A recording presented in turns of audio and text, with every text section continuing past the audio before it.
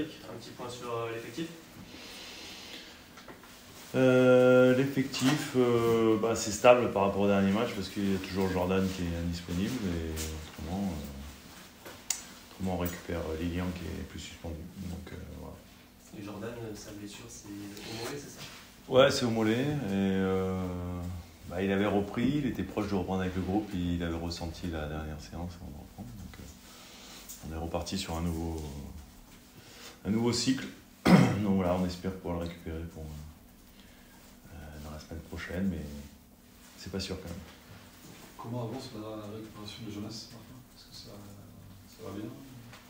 La récupération de Jonas, pourquoi la récupération? Parce qu'il s'était arrêté à un moment donné, c'est ça? J'avais dit qu'il n'est pas 3-4 semaines, il y a quelques jours. Non, Jonas, il est rentré à Montpellier, est-ce que ça va? Parce qu'il était... Ouais, il est rentré à Montpellier, donc voilà. Non, Jonas a eu une petite alerte après le PSG. Ouais. Voilà, mais c'est un moment déjà. Ça fait 15 jours maintenant qu'il s'entraîne, donc non, ça va, il y a toujours des choses à... Voilà, on le surveille, on sait que c'est un garçon qui a eu pas mal de blessures sur les dernières années, donc voilà, on essaye de... Il aura certainement du temps de jeu sur les 3 matchs, parce qu'on est dans l'esprit aussi de répartir un peu les temps de jeu sur ces 3 matchs-là, donc voilà, il faut que tout le monde se prépare à être prêt quand on va faire appel à eux. Justement, 3 matchs là en une semaine, est-ce qu'on doit s'attendre à un effectif chamboulé, Chamboulé non, mais j'ai envie que l'équipe elle soit en forme sur les 3 matchs et qu'elle ait de la fraîcheur également. Donc il est évident que il y aura plus de turnover que précédemment. Donc c'est presque une obligation. Et de toute façon les équipes, alors nous c'est pas notre cas, mais les équipes qui sont confrontées à jouer pratiquement toute l'année avec des matchs en semaine, ils changent souvent l'équipe parce qu'il y a une obligation de fraîcheur et de justement pas exposer les joueurs non plus trop à des blessures, des choses comme ça. Donc, je fais très attention à la forme de mes joueurs et notamment à leur intégrité physique. Et c'est pour ça que par exemple, je ne sais pas si vous remarquez, mais souvent quand on va en parler, quand Steve revient de sélection et qu'il fait des longs voyages, je ne veux pas l'exposer justement pendant 90 minutes de 3 jours après qu'il soit rentré pour effectivement, alors lui et puis d'autres qui font effectivement ces déplacements pendant les trêves internationales. Donc voilà, on pense effectivement à tout ça et je pense que plus l'équipe sera en forme, alors quand je dis en forme, ça veut dire moins elle aura de blessés, plus à mon sens, sur la durée, sur la saison, elle sera capable de performer, quoi. Est-ce que cette rotation que tu évoques, t'imagines à mettre en place dès ce week-end contre Clermont, alors que ça fait une semaine que vous avez joué, ou elle sera peut-être plutôt pour le milieu de semaine face à Strasbourg? Vous verrez, mais il est évident que dans ta question, tu as la réponse pratiquement. On change de place du coup. Monsieur Steve, est-ce qu'il a le rendement que vous espérez de lui en tant qu'entraîneur? Complètement. Ouais. Steve, c'est pour moi un modèle d'état d'esprit, de professionnalisme et d'engagement. Et quand je suis arrivé l'année dernière, alors pas l'année dernière parce que c'était cette année, c'était le 1er janvier, je connais Steve mais de loin, je connaissais Steve comme ça mais de loin, et c'est vrai que j'ai appris à découvrir un véritable guerrier et le genre de joueur que l'on souhaite entraîner quand on est entraîneur tout simplement, qu'on souhaite avoir dans son effectif. Qui démarre un match ou qui rentre en cours de match, il va toujours donner le 100%, il va toujours être dans l'état d'esprit, il a aussi un rôle de leader à l'intérieur du groupe, et c'est vrai que ce qu'il dégage en tous les cas lui est vraiment en adéquation avec ce que moi je pense de l'état d'esprit qu'on doit avoir quand on est dans un groupe professionnel de football. Donc voilà, après il nous a marqué beaucoup de buts importants l'année dernière dans l'opération maintien, il nous en a marqué un très beau contre Lyon dans un match qui nous a permis à un moment donné d'avoir un peu les focus sur j'allais dire un éclairage sur nous, parce qu'après ce match-là on s'est retrouvé premier du championnat. Donc voilà, donc Steve, il est évident qu'aujourd'hui il est en concurrence avec Martin Satriano, qui est un jeune uruguayen, mais une concurrence qui est très saine et qui était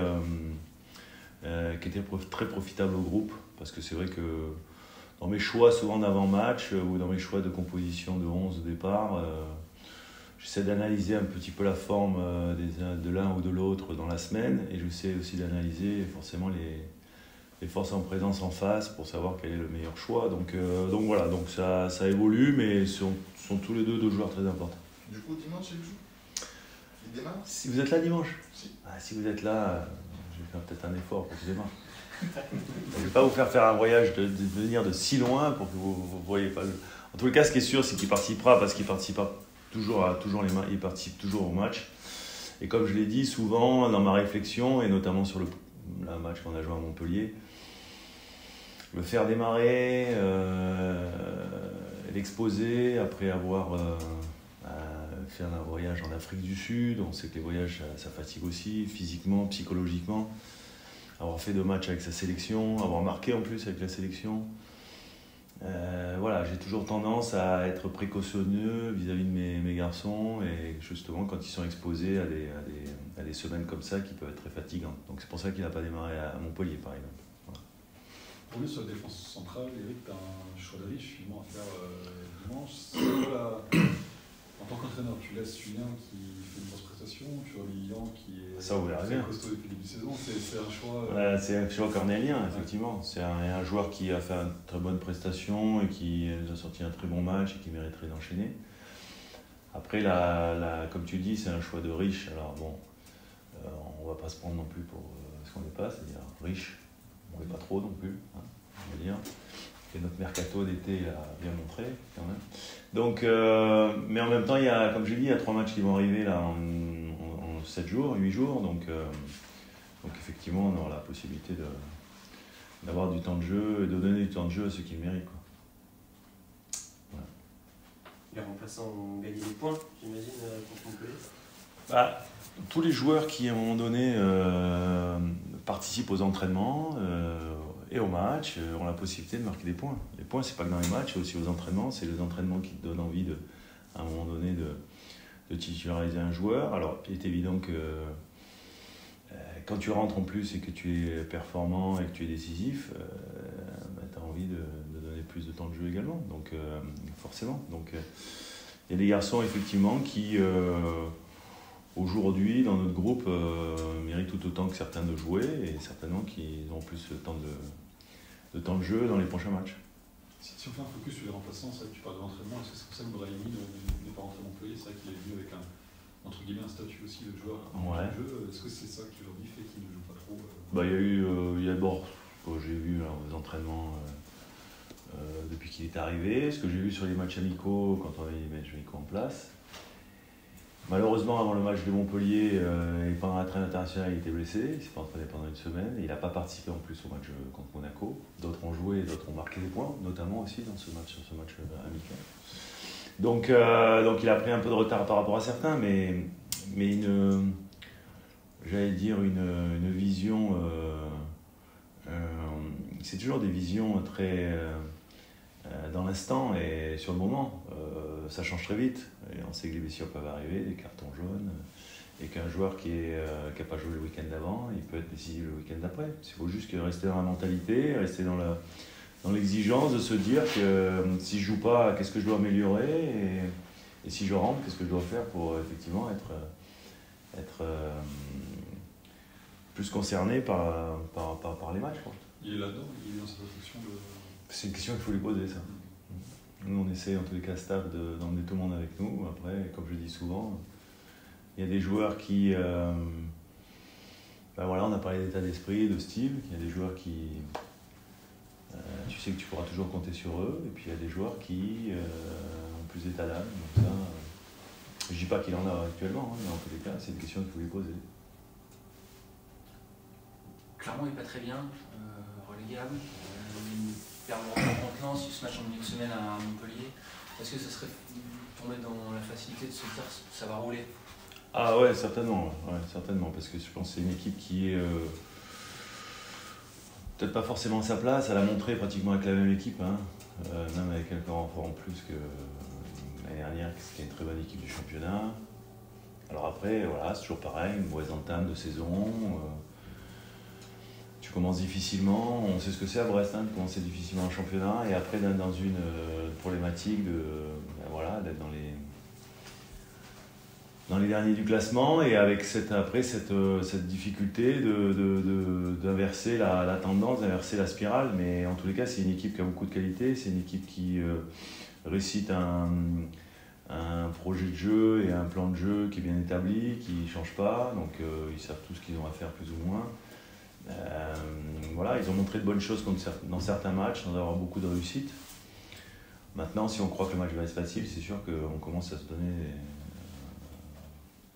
à mal commencer le match en tous les cas, ça c'est sûr. Tu es toujours dans la mise en garde par rapport, il y a eu 3 défaites, là vous avez regagné, mais par rapport au classement, etc., à dire aux gars, attention, pas tomber dans la facilité. Non, je suis pas dans le classement et je suis dans la performance. De leur dire qu'on soit, j'allais dire, vraiment focus sur ce qu'on doit faire sur le terrain, ce qu'on a envie de faire, quelles sont les valeurs qu'on veut mettre en place sur le match, voilà, et que si la performance individuelle déjà elle est importante de chacun, forcément la performance collective va être au niveau. Donc plus réfléchir en termes de performance qu'en termes de points, qu'en termes de classement. Voilà, aujourd'hui, il est évident qu'on sait tous que si on devait gagner le match en retard qui viendra prochainement, on serait 5e potentiellement du classement, ce qui est super flatteur. En même temps, ce match-là, on ne va pas gagner non plus. Donc, il est évident en tous les cas que ces 3 matchs qui nous attendent dans la semaine vont certainement être un révélateur de la suite. Soit on arrive à rester là-haut, chez les bons résultats, soit on rentrera dedans. Donc, il est évident que ces 3 matchs qui nous attendent dans cette semaine, ça va être 3 matchs cruciaux pour la suite de notre championnat. Il y a un match avec aucun des entraîneurs en chef sur le banc dimanche. Ouais. Est-ce que c'est particulier? Ouais, je pensais qu'il y aurait que moi parce que je pensais que Pascal allait prendre qu'un match. Bon, j'ai vu qu'il en a pris 2. Bah, on va se mettre à côté, on va tchatcher. On a joué ensemble déjà. Quand on était à Nice. Donc quand j'étais à Nice, moi jeune joueur, lui il est arrivé de Marseille. Donc on a partagé déjà des moments en tant que coéquipier. C'est quelqu'un que j'apprécie, c'est quelqu'un que je trouve et qui fait un formidable travail à Clermont depuis de nombreuses années. Son championnat l'année dernière a été assez incroyable avec un effectif et un budget qui est, on va dire, assez proche du nôtre. Donc voilà, ce sont des petits budgets de la Ligue 1 et on essaye de faire vivre nos clubs, nos équipes à travers ce championnat qui est de plus en plus compétitif et qui est de plus en plus qui donne de plus en plus la part belle malgré tout aux clubs qui ont des moyens, des grands stades et qui ont souvent aussi des fonds étrangers. Donc voilà, donc c'est vrai qu'avec Pascal, si on est à côté pendant le match, on pourra effectivement échanger toute simplicité. Comment vous organisez du coup Je sais pas encore. de l'autre côté? Je sais pas encore, peut-être je vais venir avec vous. À la presse là-haut. Pour voir un peu ce que vous pensez, comment vous analysez le match et tout ça. Tu me feras une note. Hein? Tu me feras une note. Une? Tu me feras les notes. Ah, les notes. Ah ouais, les notes du match. Ouais, j'aimerais bien parce que des fois je comprends pas tout. Je comprends pas tout le temps les notes. Et donc c'est vrai que nous on a un regard plus, je pense. Déjà je trouve que c'est difficile. Est-ce que vous devez noter les 2 équipes? Oui, vous notez les 2 équipes. Vous notez que notre équipe. Hein? Ça dépend des affaires. Ouais, quand tu dois noter les 2 équipes, déjà c'est difficile, je trouve. Mais bon, c'est vrai que